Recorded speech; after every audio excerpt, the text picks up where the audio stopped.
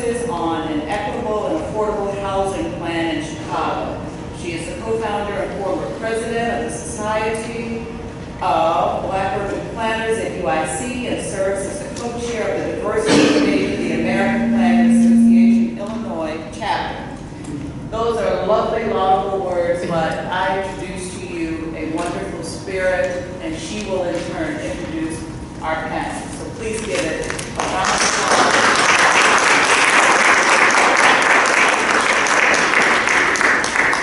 Thank you, everyone. Thank you so much, Alicia, for making this happen. Thank you to IIT for hosting this amazing event. This is crazy because I didn't think this would ever happen. So it's really exciting to be here with you guys to celebrate my grandfather and his work and think about how it applies in today's, the continued fight that we have for civil rights today. I also want to introduce my daughter, Jaquela.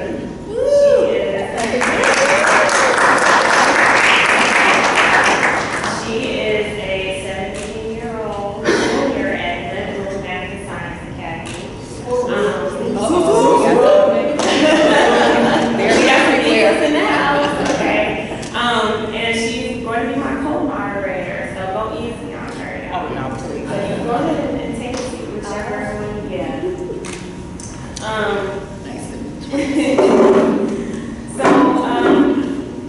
So for those of you who don't know about my grandfather, just a quick little snippet.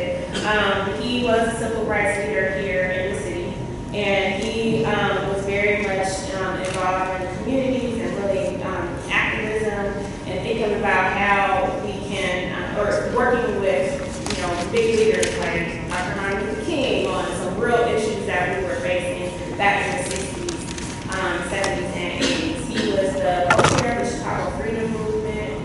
He was a campaign manager for Harold Washington. So he did a lot of really cool things. And so when he passed in 88, I was 6 years old. So I did not know him as this man that a lot of people know him as. And so for me, it's a learning for me as an adult. A lot of people recognize my last name and they ask me, oh, are you related to Al Raby? And I'm like, yeah. And they're like, oh, he's so great. I had one woman crying because, she met me, and I was like, I didn't do anything. But it's really, it's a powerful thing when you have this type of a legacy to carry out. And I'm hoping that I make him proud of the work that I do now. So we are gathered here today to really kind of bring these things to the forefront and think about issues in a way that we don't get a chance to talk about them intergenerationally. I wanted to make sure that we had a panel that covered a wide range of ideas and ages so that we can really get to the nitty-gritty of what's going on in our city. So systemic racism continues to play a real big role in the way that our communities converse with one another. Generations don't necessarily talk with one another. And so the purpose of forming the Raby Foundation is to help address that issue and create spaces for this type of dialogue between our youth and our elders. And so the best way to do that is through celebrating the work of Al Raby and thinking about his work in the education space as well as other areas of civil rights. And so thank you again for joining us today. I want to set that stage, and as we get into this conversation with our amazing panel, which I am about to introduce, but I also want to encourage you guys to, is this feedback going on? I want to encourage you all to participate in the Q&A section after we have our conversation, because it's really important for us to just feel comfortable with having these conversations. So without further ado, let me introduce our panel. So I'll start with Dr. Janice Jackson. I'm so happy to meet her. She's amazing. She is a former student, teacher, principal, network chief, and chief education officer, and now is the chief Executive Officer of the Chicago Public Schools. And she's been a part of CPS her entire life. All right, CPS. She's the CEO of the third largest school district in the country and is a forward-thinking educator who is focused on improving excellence, equity, and access to high-quality education in all CPS schools. Her efforts, along with those of Chicago's dedicated teachers and principals, have propelled CPS students to record-breaking academic gains, and education experts across the country regard Chicago as a national leader in urban education. A lifelong educator, Dr. Jackson is committed to providing all schools with a clear framework for excellence.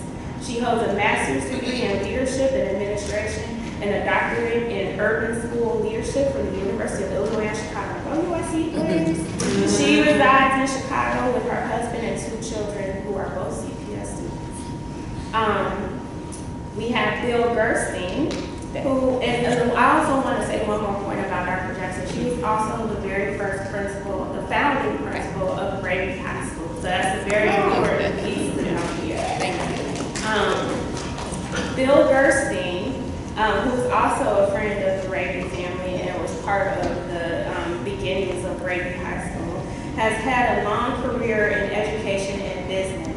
Most recently, he led major efforts for the Chicago Public Schools to create comprehensive community engagement strategy in the Humboldt Park community. Prior to that, he was a co-founder and principal of 2 small high schools. One of them was the School of Entrepreneurship, a small high school that was located within South Shore High School's campus. In 2007, he left South Shore to start the Austin Polytech Academy in the Austin community. Mr. Gerstein was a high school social studies teacher and track coach for 8 years before he became the owner and operator of a small chain of supermarkets known as Mr. G Final Food. While in business, Mr. Gerstein became actively involved in many community activities on the south side of Chicago, including the public schools. In 1996, he sold his business as part of an effort to expand it to a bigger location. And after running a community-based organization, he obtained his master's degree in social administration. He worked with the community and teachers to organize 4 small schools within South Shore as the school converted its structure from a comprehensive model to a campus of autonomous small high schools. Bill is currently the senior advisor to Leadership Greater Chicago. Paola Aguirre is also a really great friend of ours. She is a Chicago-based urban design and research practitioner focused on cultivating collaborative design agency through interdisciplinary projects.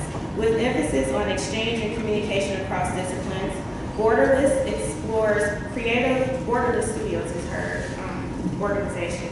And they explore creative civic design and engagement interventions that address the complexity of urban systems and social equity by looking at intersections between architecture, urban design, infrastructure, landscape, planning, and community participatory processes. If that's not enough, she's an awesome friend. She's also an active educator and currently teaches at the architecture school teaches architecture at the School for Art of the Art Institute of Chicago. I've already introduced Ms. Paola Johnson, but I'll also mention that she is pretty much fluent in Mandarin Chinese. She is also a competitor in NAACP's AXO program, where she won gold locally and traveled to the national competition in Detroit this last summer. She's also a performance artist and is a really amazing poet, and I am really proud of her as she is looking into colleges now for a degree in clinical psychology. And so that's my baby, y'all.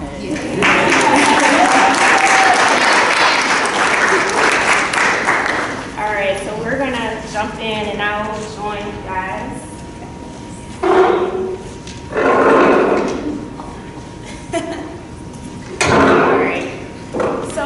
I'll kick off the first question, and this one might be more for, can you guys hear me? This one might be more for Janice and Bill because of you all's work in the high school space and also the founding of Raby High School. But I'm curious to know, how did you first learn about Al's work, and what about it influenced you to found the high school? Well, maybe I can start. Sure. And give it off to Jan. So, based on my introduction, you know, I spent almost my entire life on the South Side, I grew up in South Shore, and then I moved to Hyde Park. So I knew of Al's work, but I didn't really know Al. I knew a lot of people who were very close to him. Some of them are here, like Jackie Grimshaw. You know, I knew about his, all his efforts to do community organizing around a few key issues, education, integration, housing, civil rights. I knew all that stuff. So when I decided to, go to South Shore High School and help create these small schools, there was a group of people within this organization that I'm sure Al helped found, the Coalition for Improved Education in South Shore, who wanted one of the schools to have Al's name and keep his name going, forever. And as they were organizing this school, they were looking for a dynamic, young, intelligent leader who could lead them.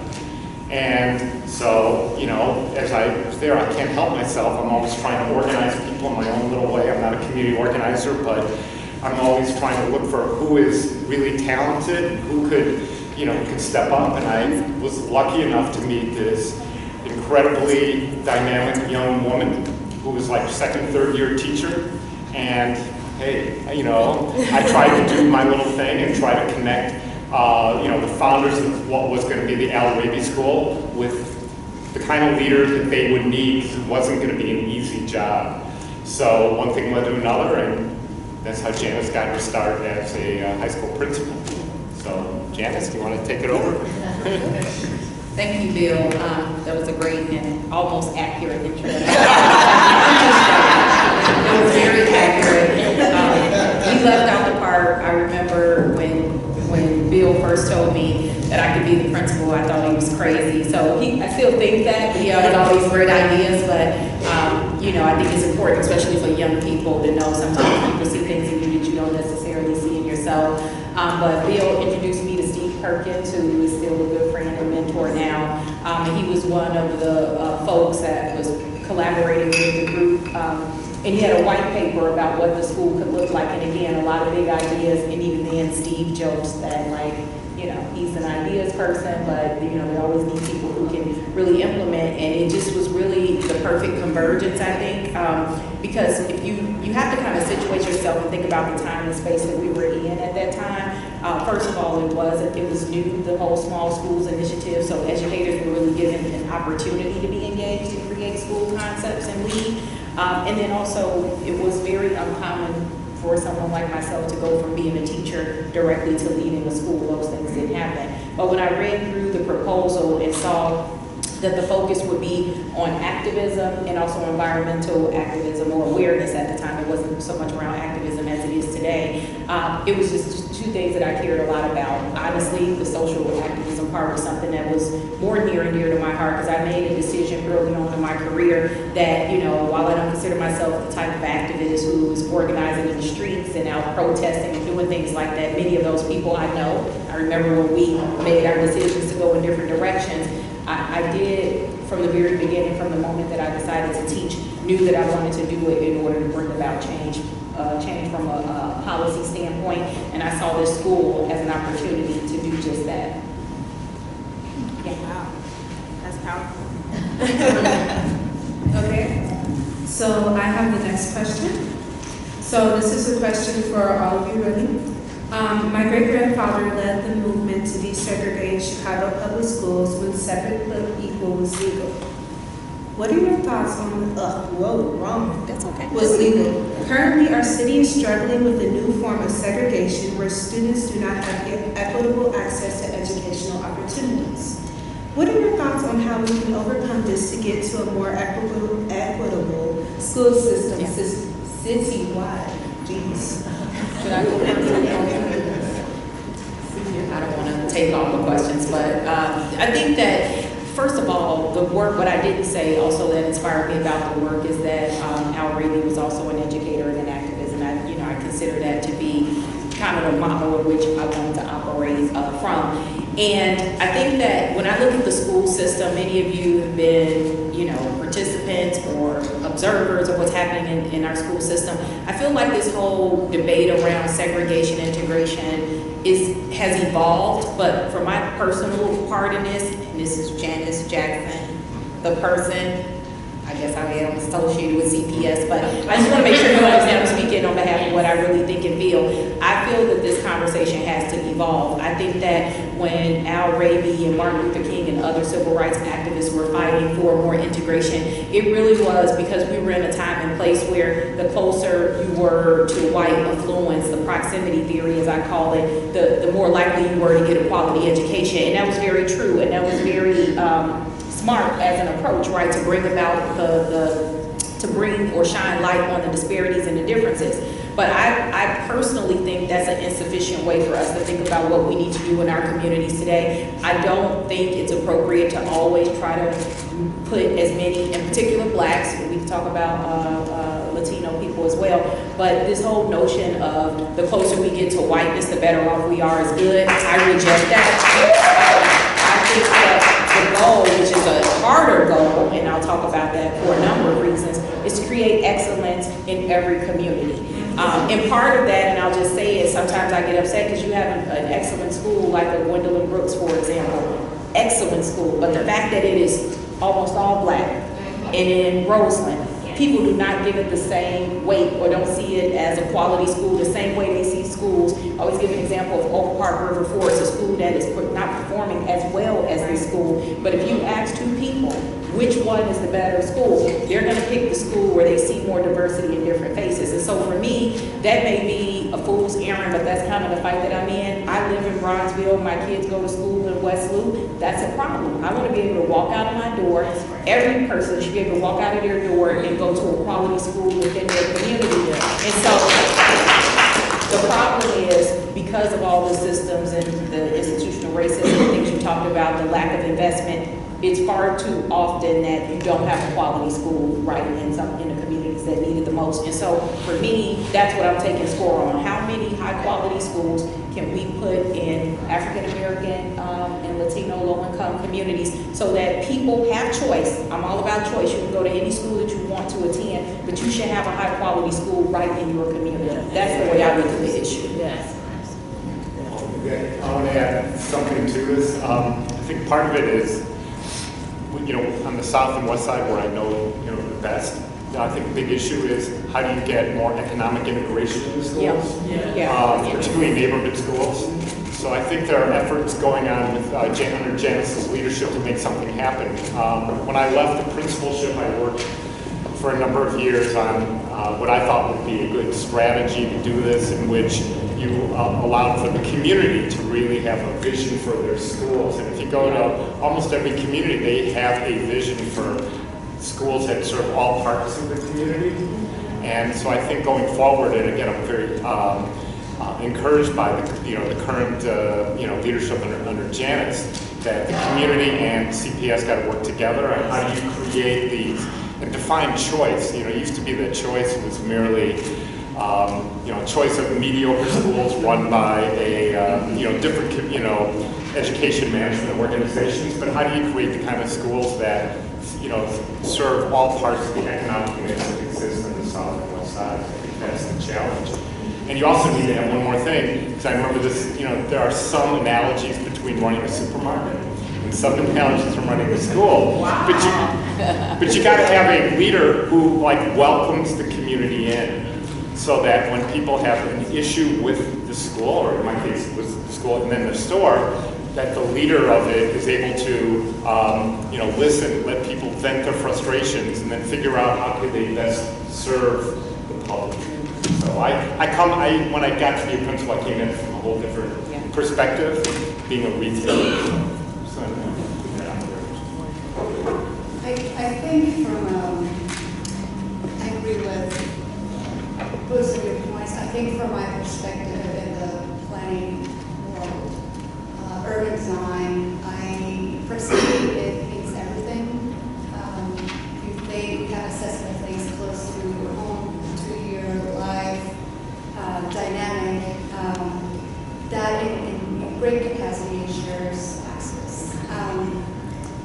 I see this, and I don't have the, the great experience of a lifetime that either Janice or Bill had. I moved to Chicago about 8 years ago, so that's beneficial to me from a perspective I can see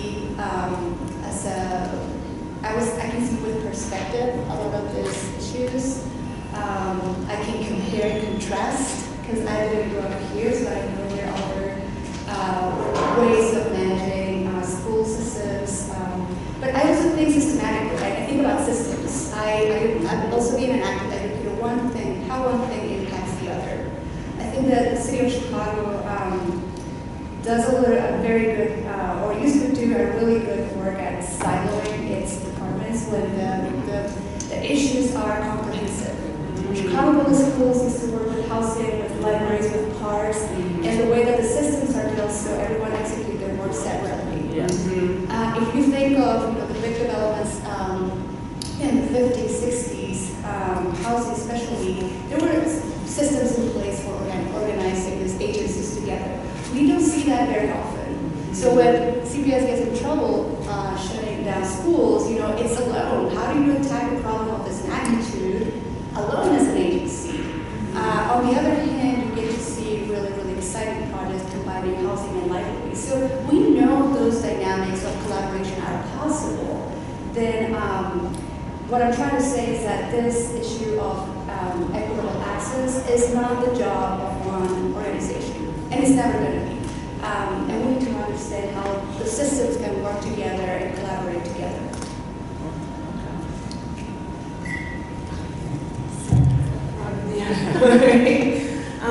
Wow, there's a lot of excellent points made there, and just thinking about those collaborative aspects of all that, just de-silifying and like bringing all of these different components together, so that community and education is kind of like this, well integrated, movement.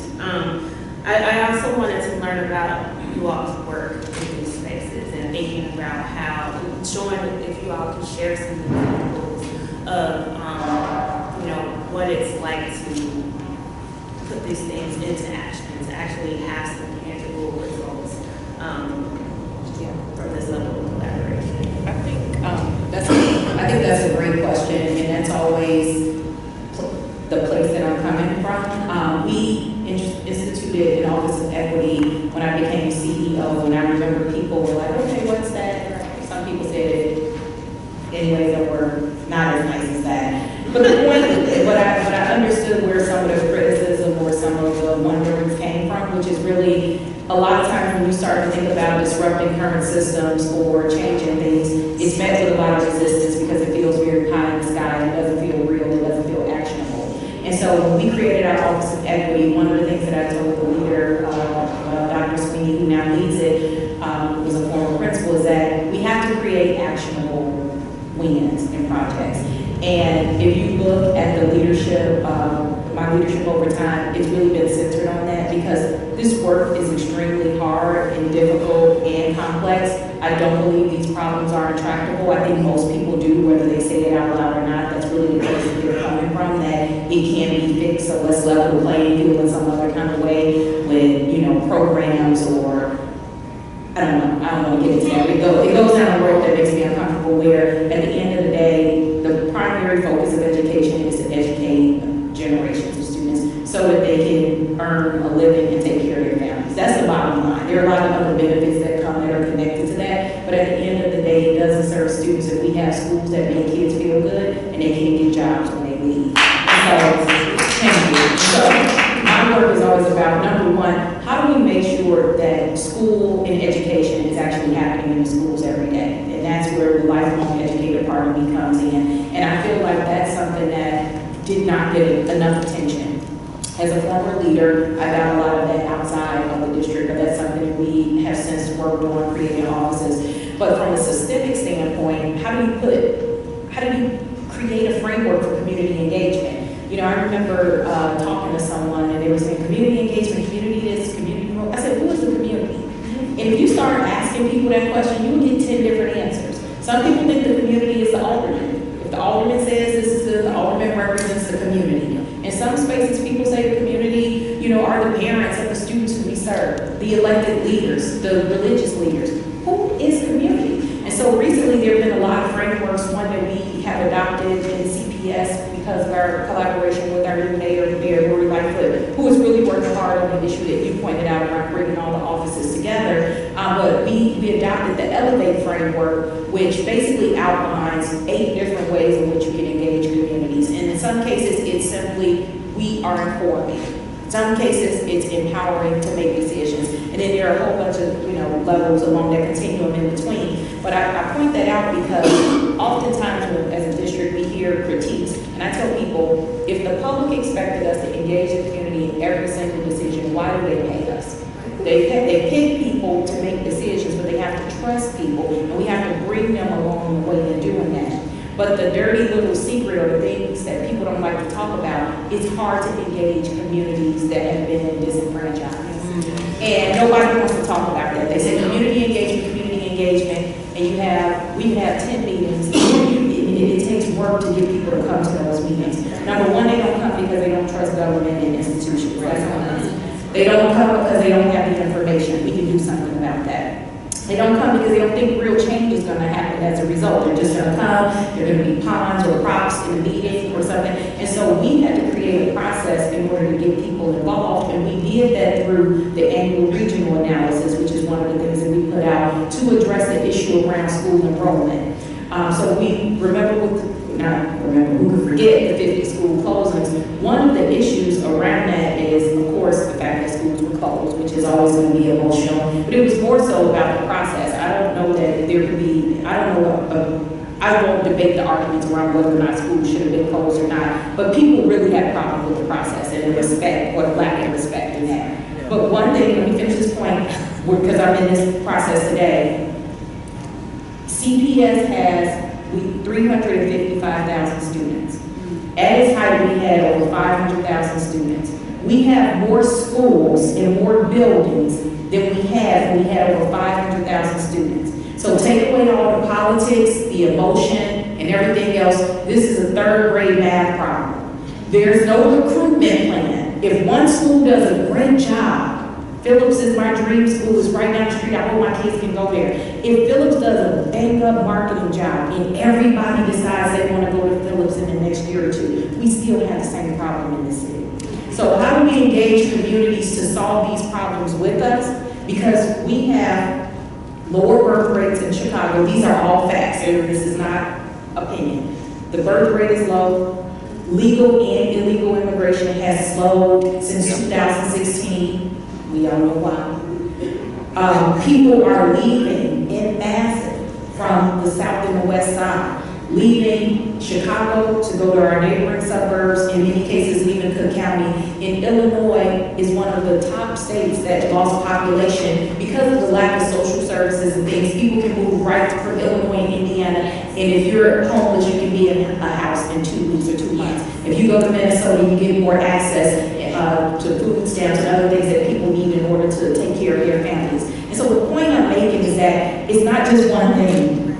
There are a lot of things occurring, and how do we explain that to people in a way where they're informed, which is only level 1, and we can't stop there, but where they're engaged and help us come up with ideas so we can do more.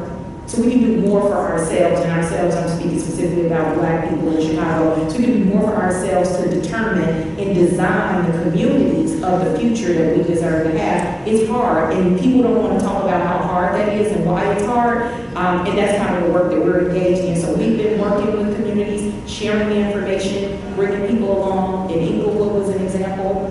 It wasn't pretty, but it was an example where we went from 90% of the school-age high school children not going to school in Inglewood to them being overcrowded. 90% were not going. There were 4 high schools with less than 500 kids across all of them. This year, Inglewood opened. You got to invest. You can't just close. You got to invest. We opened with a brand new building, and they had over 400 freshmen. They were overcrowded in the first year alone. So don't tell me if you don't bring people together and invest, it can work out. It's just hard to do that. Yeah. I just want to add, because I had to spend like 1 year after being a principal trying to work on an alternative to what was going to happen. It was this was the period that straddled Daly and Emmanuel. So, I was tasked with this job of going into a number of communities and trying to build community plans. And I found the community at that point, at that point, we tried to understood that every community is a complex ecosystem, and that, we were able to organize the community to come up with ideas. And it was kind of, it never really gathered enough momentum because the right people were not in place at CPS at the time. And no disrespect to the people who were running CPS then, but they weren't from Chicago, they didn't understand this. And they ended up doing what they did, which ended up, kind of a disaster. So I think what's going on now under Janice's leadership is we're back at a good place. And, this idea about trust is really important, and it also, going back to the Raby stuff too, you also have to have community organizers who also, what to ask for, how to ask for it, how to agitate, and how, because there's kind of to some degree, a natural adversarial relationship, but there's got to be respect and trust and dialogue and communication to get to where you want to go. And also the residents of those communities have to get involved. And I know in a lot of communities, it's much easier to just avoid the neighborhood schools and go elsewhere. Even in Hyde Park, where I've been there for since the early 1980s and raised children there. I mean, even Hyde Park is difficult because people will just find a school somewhere else to send their child. Meanwhile, the schools in Hyde Park are mainly populated by parents who live in South Shore, Woodlawn, and Chatham, because they're looking for a better school. So everybody's kind of hopscotching this. And one more thing I want to add too, is that as somebody who's been in a lot of schools and a lot of capacities, one thing I hope we have more conversation about is in terms of that whole equity thing is like the pedagogy of how children learn. Because you will see sometimes too big a difference between the schools that serve middle-income children and low-income children. So, so middle-income children tend to have a more robust arts program. They actually have science. They teach history. There's a really good after-school set of programs.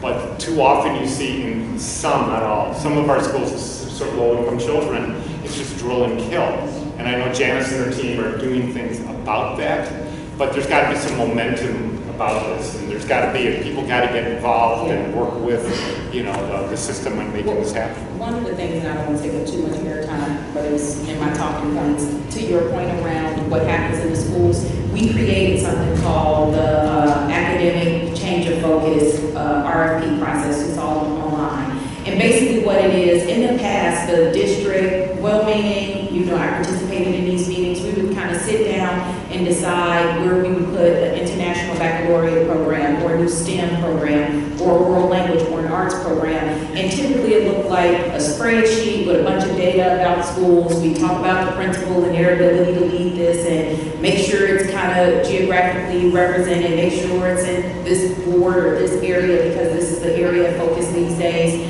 But really the community engagement piece wasn't there. So how I flipped that on its head is now what we do is each year, we're in our second year, where communities come together and they can submit a comprehensive application to change the academic focus of their school. So what will they offer? And essentially what it requires is the principal, the local school council who represents the parents, the community, the teachers, and the network chief, they all have to come together, create an application together, sign off on this. And what happened with this is there's more buy-in because there's a collective group, because sometimes the principal thinks it's a good program, but the teachers don't buy in, or vice versa. And so we were approving programs based on this comprehensive approach. So last year we invested $32 million, and I can't remember how many schools we selected, even right now, but there was about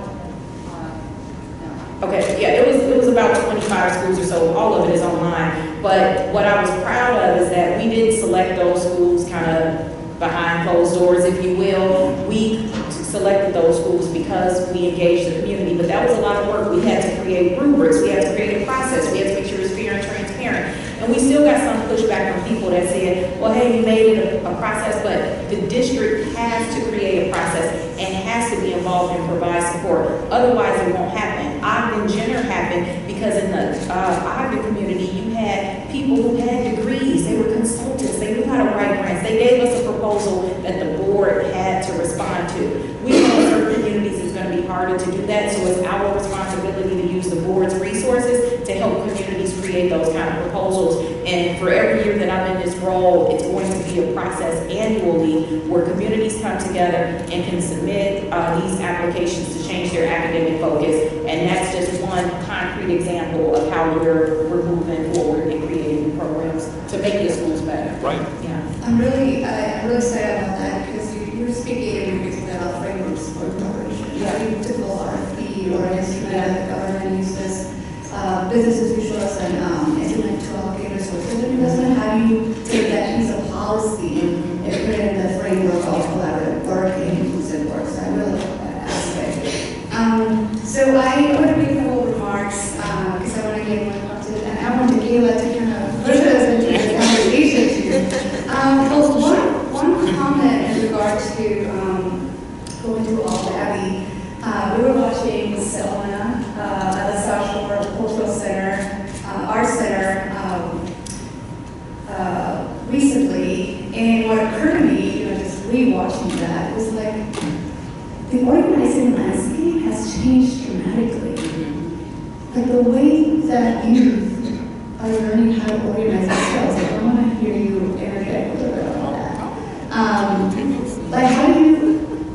The way that youth are impacting is super different.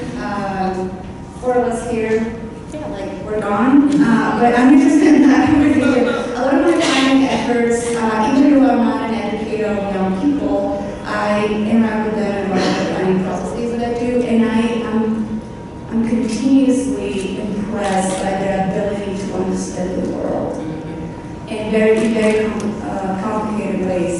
I was working in a high school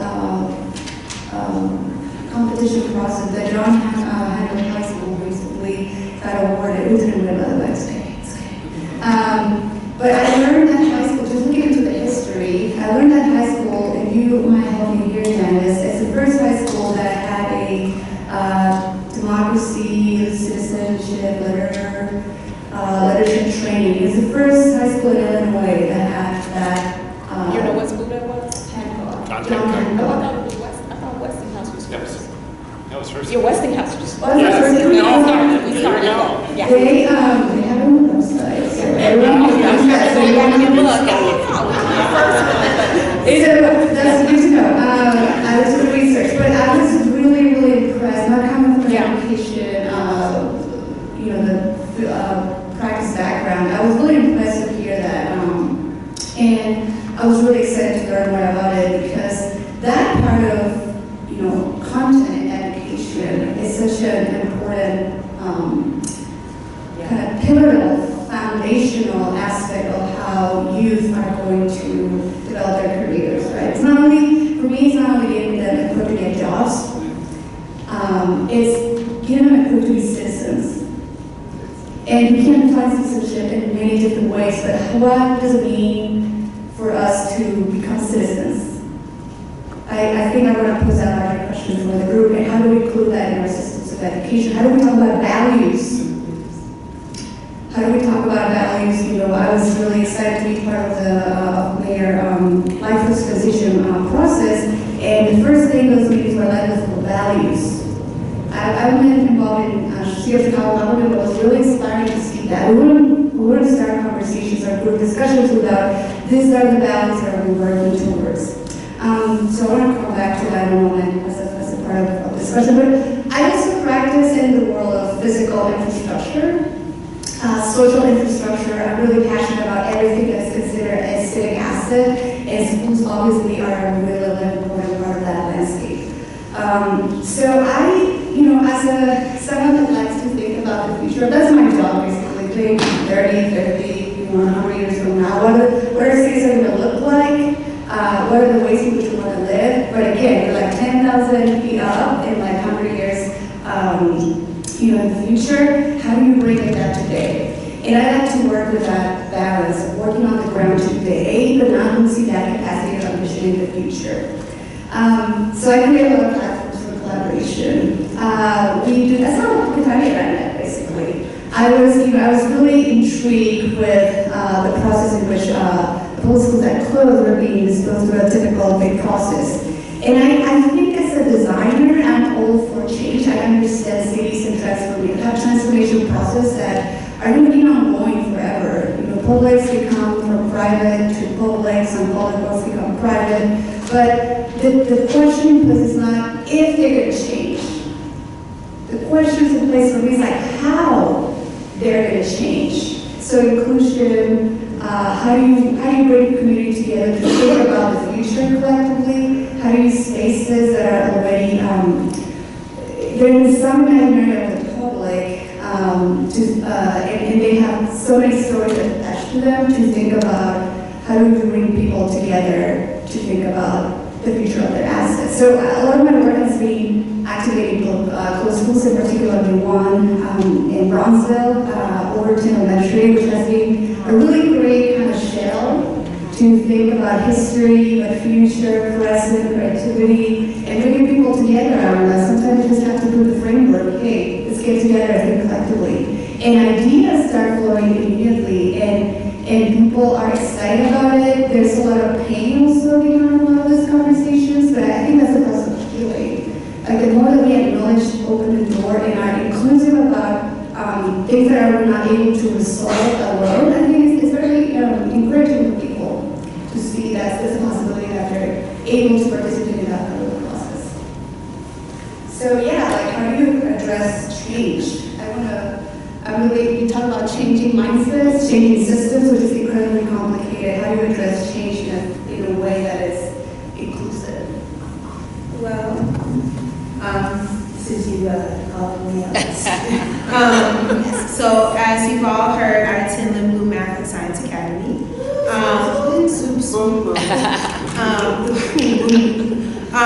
But my mom didn't put this in her little spiel about me. I'm actually an advisory mentor.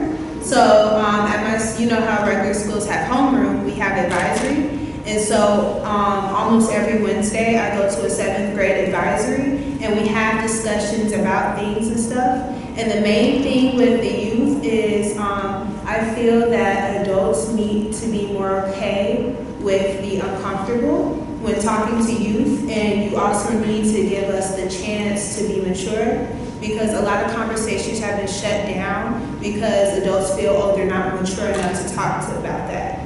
But with my advisory, I was talking with 7th graders, and we were talking about things like LGBTQ+, the use of the N-word, privilege and oppression, and these are 7th graders. And they were able to have a mature conversation with me, no yelling, no screaming, and they were able to open up. We talked about immigration, being illegal immigrants. Like, there are people in my advisory whose families were illegal. Like, we had all of these conversations. So the biggest thing is to just be okay with the uncomfortable, because there's no way in your whole life you're going to feel comfortable. And also give a person a chance to be mature, because they're going to surprise you. Like when I walked in that room, I was like, all right, so I'm a person that loves kids, and I'm used to wild kids. And I see these kids in the hallways all the time. They be like, oh, I'm 17. But the kids, I'm used to seeing my kiddos running around, wilding out. So I'm like, okay, this isn't going to go well. But they surprise me, as kids always do. We can survive as grown-ups and people that are older than us. You just have to give us a chance to talk. And I would also like to applaud my mom for talking to me about these things, because now, like, during my lunch times and stuff, like, most people think that we just talk about Snapchat and Instagram and stuff. But actually, we have some, at least once a month, me and my friends will have debates about things. Like, our most recent one was, can Black people be racist? Like, we have these discussions and we want to be heard. You just have to give us a chance, because we actually have a lot to say. And there's a lot more behind the things that we do that you think, like the music we listen to and stuff. Like, recently I was talking to somebody about the rapper XXXTentacion. Now, people just placed him off like, oh, I don't like him, oh, da, da, da, da. But I actually started talking to them about the meanings behind his music and how they were mainly focusing on mental health issues. But a lot of people just like take things for face value, but don't really look into things. So when talking to younger people and the younger generations, you have to let us talk, like talk with us, not at us.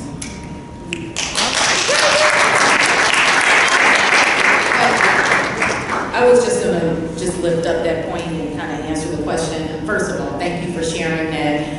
In CPS, we have a student advisory council that is led by MICFA. Many of you may be familiar with MICFA Challenge, and this is an amazing group of young people that come from all over Chicago, neighborhood schools, selective schools, white, black, affluent, low income, etc. And I have just been floored, to your point, around how they think about things. These kids are incredibly researched. They come in and again, give us things as a district that we have to respond to, because it's not just an opinion. They have real ideas. They've done the research. And so we have examples across the board of policy and practice changes that have occurred. But this is a small group of kids. And so one of the things that we've been trying to do is create more student voice committees in all of our schools to kind of move away from the student council who organizes the party, and that's pretty much the extent of their engagement, and really start to have more of these kind of issues around policies that impact their individual schools directly with the district at large. And one of the things, and they do a conference every year, so we post this on our social media if you want to follow CPS, or if you don't want to follow CPS, because there's a lot of stuff on there, you can follow the Office of Social Science and Civic Engagement. They have their own website, and they post a lot of the work that the students are doing.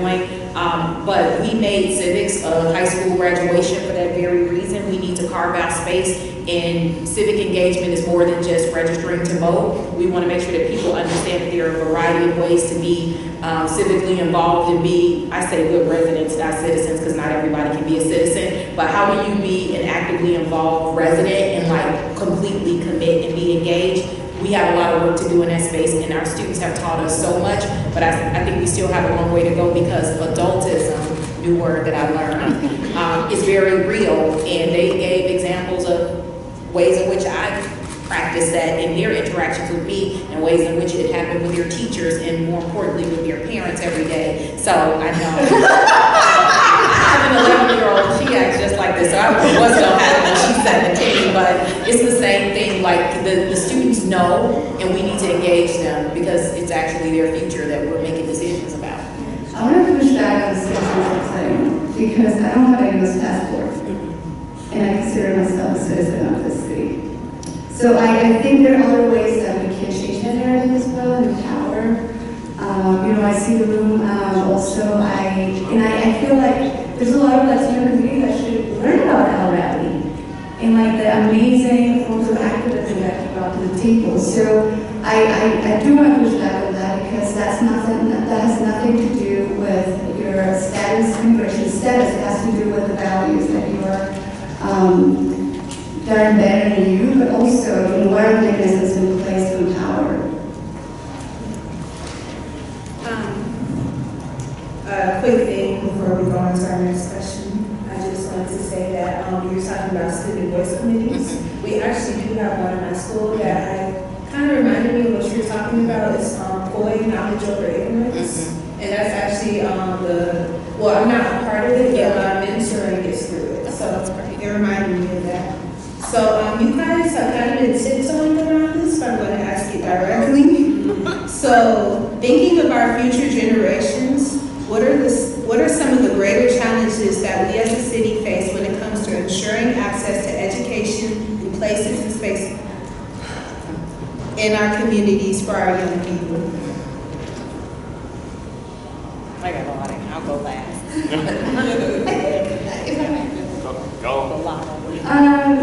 think, some of that grew in a very, very different system of education. I think education doesn't happen in school humbling. It's all is your mom talking to you? Is there like a conversation with friends?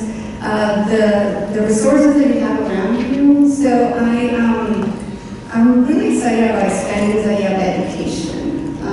And how do we get ahead and beyond this idea that only our schools are the one and solely responsible element for forming us as productive members, active members, stewards. We were talking about, there was another panel last week, we were talking about stewardship. What does that mean? How do we talk about it? How do we think about other forms of education that lead beyond the idea of making money? I think thinking of other forms of capital, expanding on other forms of, activities in the community. How do we expand this idea of education in a much more expanded way? I'll try to be quick on this one because I know we don't have a lot of time, but I think the big challenge our city faces right now is we got sections of the city that look like they're bombed out. I'm 68. I know the south side well. I know the west side not as well. There's so much vacant land. There's so much development that's going to take place. How is it going to happen? Who's it going to happen for? How do you build a true equitable city that works for everybody? I think that's the biggest challenge. I hope we don't want to be like Paris, where all the affluent people live in the city and all the low-income residents live in the suburbs, or San Francisco. It's going to take a lot of intentionality, and it's a huge, wicked problem. So anyway, that's my concern about the future of the city. I think a lot of good points have already been made. There's so many things. The one thing that I don't think we've talked enough about is the violence on the south and the west side. And it makes me think about, I went to San Antonio for another reason, but I ended up checking out this exhibit where they really talked about kind of the history of the city. It's really the history of every city, right? It talked about over time how redlining and how big decisions were made and houses were built, and it was all built around racist systems, and Chicago, other cities all have a similar story. But the presentation was well done, but what they explained at the end of the presentation was that with all of the efforts, there's one phenomenon that continues to happen that people don't talk about, is that even if you lift up a group or a generation out of poverty, the way that the system is set up, there's another group that comes in. So you just continue to create this cycle. And so when I think about Chicago and our work around improving graduation rates, improving test scores, we have far more students going to college in CPS than we've ever had. But what we also see, because of the violence and the lack of economic opportunity, and I'm going to keep talking about that. I'm an educator and an intellectual. I love to sit around and talk about ideas, but I'm from the South Side. My whole family is Black. They're all from the South Side. If we don't give people jobs, you're going to keep seeing violence. Bottom line. If people can't work, people are not doing these things because they like to do it. They're doing it as a mechanism for survival.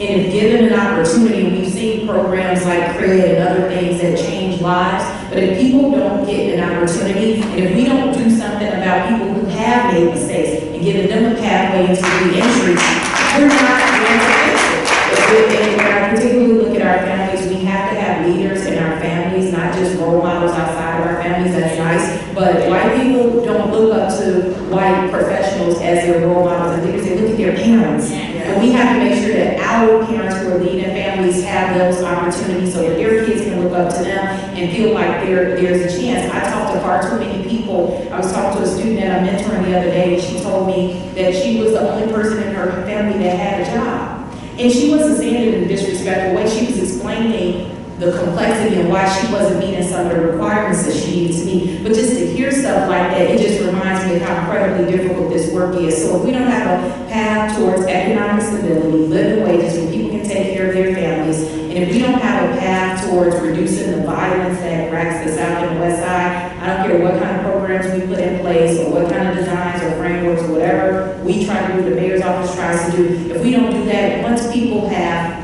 as my mother would say, 2 cents over car fare, they are leaving the south and west side of Chicago for these other cities where they feel like it's safer and feel like their kids are gonna have a better chance. And so that's the work that I feel like we haven't started to do enough of as a city and as a school system. And so I'm stretched to think about what is it that the school system could be doing to provide more in that space, because safety, if you look at Maslow's hierarchy, it's the first thing, it's foundational. You can have all the programs, but if people don't feel safe, you can't get them to be open to learn. And so that's the thing that I consider to be one of the biggest issues that we don't yet, in my opinion, have a plan for. I would actually like to speak on safety for a bit, because recently there was actually a senior at my school who I didn't know him pretty well, but I had seen him around. He was actually involved in somebody tried to rob him, and he wound up getting shot. Yeah. And my school is one of the top ranked schools in the Country. In the country, yeah, it's 256 nationwide. I don't know how many there are nationwide. Thousands, that's good. But it's up there. 11 states. It's what? 11 states. Oh, yes, 11 states. And so the big thing is that if this is happening at one of the top schools in the state, what is happening in those schools that aren't being talked about? Like, people are talking about, like, there's always this big new push for there needs to be more funding, there needs to be more money, there needs to be more safety. Because I could go on the train to get to school, but I don't feel safe. I don't feel safe walking to the train to get home. I have to get a ride home. I ride home with my best friend. Shout out to my best friend, Mom. Yes, but I don't feel safe going to places after school. Like, even walking around the corner to the Knicks, we're not allowed to do that anymore. Off-campus lunch, we don't have that. And this is one of the top-ranked schools in the state. And a boy is getting shot. And we're still having conversations. Minding his own business, not looking for trouble. And like, I also want to talk about how because Limblum is on Chicago's South Side, like, there's way less kids applying to Limblum than there are the Whitney Youngs and the Lanes. And I already know that in this upcoming school year, because of this incident, there's going to be way less applicants. Like, one of the main things that happens when I tell people that I go to Limblum, I actually had a conversation with a Whitney Young student, and I told them I went to Limblum, and the first word out their mouth was, "Isn't that in Inglewood?" And so, because there's such a stigma around the area, and because the safety of the students is constantly, like, to other people in the outside realm is in jeopardy, we need to have more focuses and more talks on this safety. Because it's talked about, but once again, we're talking at the students, not with the students. Because all of these safe passage things have been put in place, but we still don't feel safe. Like, there needs to be more discussions. Like, I urge you guys as adults and people who have more credibility to the people in charge to go and make these talks for your students, because even though we try to talk, if we're being perfectly honest, we're not really being heard. Like, you have to be honest, can't sugarcoat it. We're not being heard, because if we were being heard, these things wouldn't keep occurring. So on to the next question. We're going to actually skip the next question, and we're going to open it up to the audience. These last remarks were so powerful. I'm sure there are folks who may have some burning questions, so we'll open it up. Do we have a No, we can restate Okay. the question. Okay, we'll restate the question. So, Yes, I am a, result of Chicago Public Schools. Graduate of the Chicago Public Schools, graduate of IIT. My mother was a teacher all her life, she's still subbing. And my son also went to Jones College Prep when they were turning over. And I got accepted at Limblum. My mother would not allow me to go. because of the neighborhood. And she didn't have a car, so I couldn't be on the bus. So, and I was concerned also with my son going to the Chicago public schools, but because he went to Jones, a bus right away, there was no problem.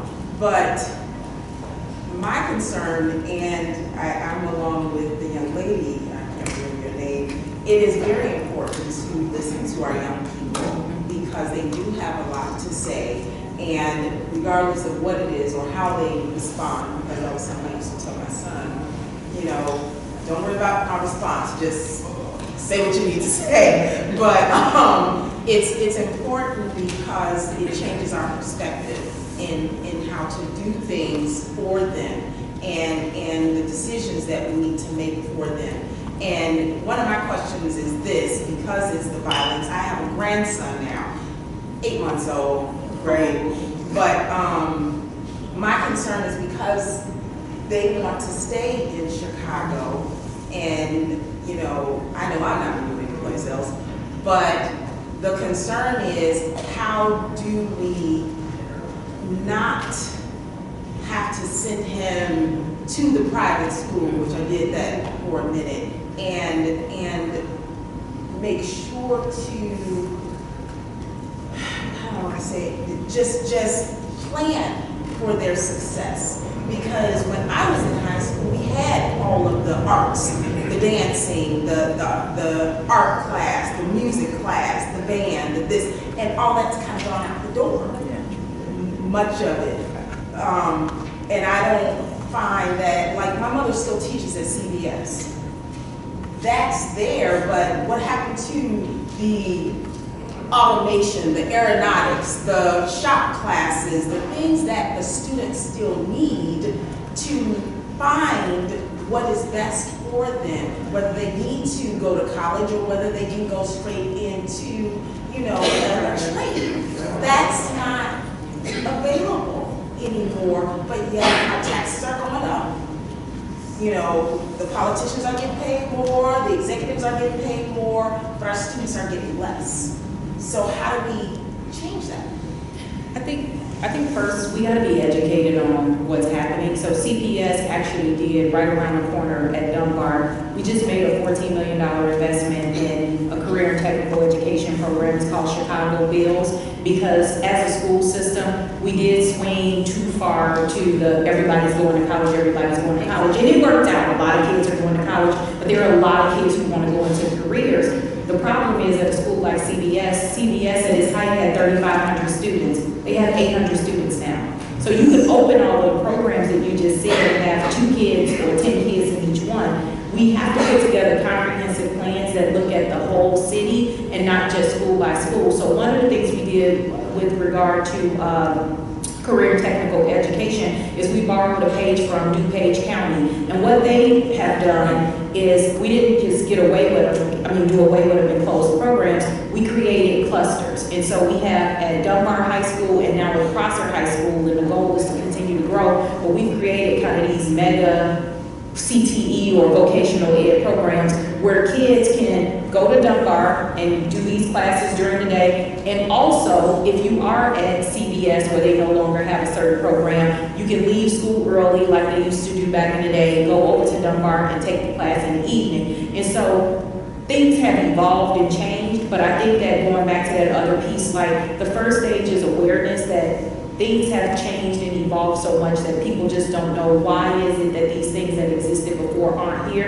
In some cases, they're not here and they exist in a new form and in a new place. And in some cases, they're not here because of demand and other things. And so I think that's the bigger piece. Stepping back with the schooling, that's a huge issue. Right now, my son is in the process of applying to high school. The CEO goes through the same process. It's a very stressful process. Making sure they can get into a good school, looking at all of the options. And so I know how stressful that process is for parents, and that's why I think it's important that the leaders, that their kids are in the system, because you understand it in a completely different way. on the one hand, I was really happy because there are so many good options, many more good options in CPS than there were that existed when I went to high school and even 10 years ago. If you think about all our great schools, many of them didn't even exist when I was in high school or didn't exist in their current form. So there's change happening, but it is a slow process. But the one thing that I say, which goes back to my earlier point, is it's all about what's happening in that school. Because community aside, I always use St. Ignatius as an example. St. Ignatius has always been a great school. 30 years ago, St. Ignatius was surrounded by housing projects. And people still sent their kids there and paid $10,000 and $15,000 a year. So it's not, it goes back to my earlier point, it's not about the neighborhood.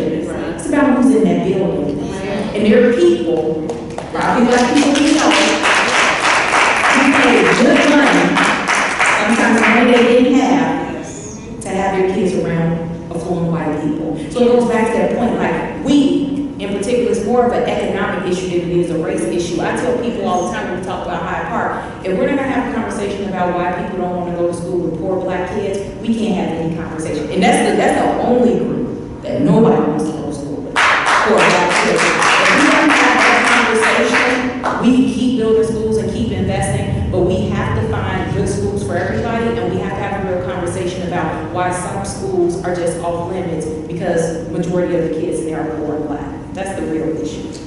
Can I follow up? Educator, what are you going to have? Did you have something you want to say? I just also want to say that we can't be afraid because a lot of my friends have actually left Limbo to go to other schools because their parents were afraid of the neighborhood. But we cannot be afraid of the neighborhood and the surrounding area because you don't know if it might be taking opportunities away from your student. Right. Because Limbo is one of the good schools, even though we do have, like this is the first thing that's ever happened, and I've been there since the 7th grade. In 5 years, this is the first thing that's ever happened. You cannot be afraid because there's always going to be some fear, no matter where you send your kids. If you send your kids to Maine, you're going to have the fear of a racist teacher. I had a friend that went to Maine, and he went through racism with teachers. A friend went to South Shore, went through racism. There's always going to be some type of fear, but you can't live your life in fear. My name is Sandra Davis. I'm a realtor, insurance broker, and financial advisor, and I can tell you the economic problems that exist. I'm also alumni of Chicago Public Schools, and I went to the majority white schools. I went to A.M. Pritzker, I went to Lincoln Park High School, I was in Dartmouth Honors, I went to great colleges, and I never was taught anything about money. Again, I had to become a real estate broker, insurance broker, and financial advisor, and I still just know the tip of the iceberg about money. You need to teach people about real money. A job does not stop a bullet, but creating a black-owned business or a woman-owned business, and then you can hire people, does stop the violence. And we're talking about people under the poverty paradigm. We don't understand what true wealth is, and that's why our communities look the way they do. Inglewood is a great community. I'm a real estate investor myself. It makes the real estate investors a great amount of money who don't live in these communities. There's no poor or lacking area in Chicago that doesn't make a person who knows about money a lot of money. Because people who live in these communities don't understand what it really is. That's why they suffer in certain conditions. And so truly need to teach economics and finances in these schools, and I would love to be a part of that. Yeah, I'll give you more information because we have a new initiative that's coming out, but you're right. Hi, I'm Michelle Plus, and I'm a boom boom eagle. I have to tell you that my daughter is also a swoop swoop. She graduated 10 years ago. I decided that I had to take the sacrifice and drive her to school every day.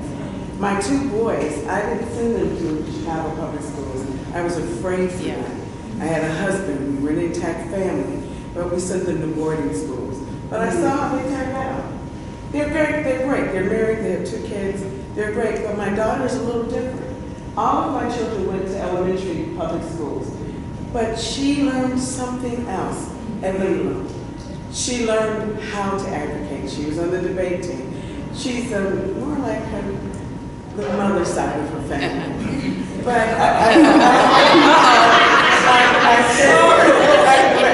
it's a small joke because my husband was a judge, but so she debates. But my point is that when we look in the mirror, each and every one of us here, I think we like who we are. Yeah.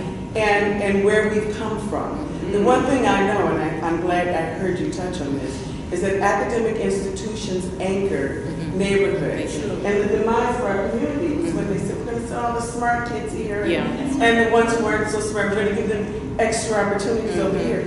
Well, we divided our communities, and so we can't lead ourselves when we do that. So I'm happy to hear that you want to bring more stabilization to our communities. I also agree with you about citizenship. I only wanted two things for my children, and that was for them to be good citizens and for them to find love, because what else is there? I want them to find their pathway to home ownership, to working within their spiritual community, to loving thy neighbor as thyself, respecting each and every last one of us, and learning how to make a difference. But one thing I think I did right was I taught them conflict resolution, and I'd like to see more of that in our pre-K programs and our kindergarten programs. When people have said, oh no, you have to wait until they're high school. No, children can figure out what's right and wrong and how to solve the problems themselves. And if we go back to some of the old-fashioned things, which I hear you say, we can build a stronger community. But I want to ask you, what is your time frame on building better neighborhood schools? Is there a 10-year goal? Yeah. Okay. No, well, no, it's not 10 years. Okay. No, it's a steady process. One of the things I say, my team knows this because I say it all the time, is that if there was a magic button to fix everything, nobody would beat me to it. It's not easy. So since I've been in this role, prior to this, I was the chief ed officer, so I have a little bit of a start. There have been things that we've done that I consider to be a success. Inglewood High School is an example. This is a community that hadn't received an investment in a high school, in a new high school since the 1970s. The new Bronzeville Scholastic that we built down the street right here in Bronzeville. Some of the academic programs that we've added to the schools, the pre-K programs that we've added to level the playing field, because we believe if we get kids in school earlier and keep them there longer, we can change trajectory. And so it is a process. One of the things that we're embarking on now, and this kind of closes out a lot that we've talked about today, is we just hired a new chief portfolio officer who I wish I had known or had thought about, and I would have invited him here, because he's not from Chicago. I think it's important for him to hear from people who are from here. But it's to really put together a plan and a strategy for the next 5 to 10 years with the community. And so that's the work that he is starting to plan for. And it will be an iterative process that we're going to engage the community throughout. So be on the lookout for that. But there are a few things that are currently happening. And while I have a captive audience, I just want to call them out. One, we talked about the career and technical ed program. So I encourage people to look up Chicago Bills. That work is going. The other thing that's underway with financial education is very, very new. We did just change our policy to make financial literacy a graduation requirement. Consumer ed has always been a requirement, but that was, consumer ed was not. It was teaching them to be consumers. We flipped that on its head to talk about exactly what you just talked about, and we're in a very early stage, but what we want to do is use the same model that we use with the arts, which is to figure out what's happening in every school. So I was a principal at Westinghouse. We had 5 different partners doing financial literacy. There are so many schools that don't have anything. So first, creating an asset map and targeting the places that don't have anything and bringing in Discover, Fifth Third, some of our other local partners who have agreed to come and do this work. So stay tuned for that, but I would encourage you to follow the Office of Social Science and Civic Engagement, because they promote this stuff all the time. And then the last piece is we talk about community events all the time, so budget didn't come up as much as it should have today. Actually, in the coming weeks, we have budget workshops where we're inviting the public to come in and first spending the time to explain our budget process, because that's what's happened in the past. It's so complex. You just give people a bunch of information they don't understand. They know it's not right, but they don't know what it is. We're sitting down with people explaining the process, but allowing them to workshop and give us ideas for the budget. So all of that is online. It's on CPS's calendar on our website. If you want to attend those meetings, we're also about to announce a set of meetings looking at the closed facilities. We have, I believe, 11 of those buildings that are still left. And And so we're gonna do meetings throughout the city where people can come with ideas about those facilities, people that wanna buy them, people that wanna see community centers, we put them in there. Those are the kind of conversations that we wanna have with the community. And so I would encourage you to go on our website and on our social media because we routinely promote these events. And, you know, we've been getting a good turnout, but it's a lot of the same faces. I see a lot of new faces in here, so I'm hoping we can tap into a new group of people who can spread the word and get more concerned residents to come out and hear about all the things that are happening at CPS. All right, I'm sorry, we have to, it's 2 o'clock, so we have to cut off the Q&A. But I just want to take a moment to thank our panel. This was thank you to all of you for attending the very first Raby Foundation and Family Chat. I'm really proud of Paola, y'all. Give her a great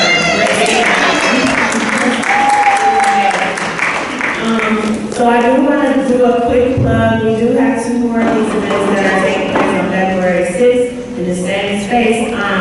At 5:30 p.m. visit the Raby website, rabyfoundation.org/events. If you haven't already signed up for that one, and then we have another one at UIC that's on February 13th, and that one will focus on housing. So the one that's on the 6th is focusing on anchor institutions and thinking about the higher ed institutions, churches, and hospitals and how they impact our communities. And then on 13th, we'll be talking about housing and civil rights. So visit our website, rabyfoundation.org/events to find out more. I also want to give a really huge thank you to Alicia Bunton. Where are you, Alicia?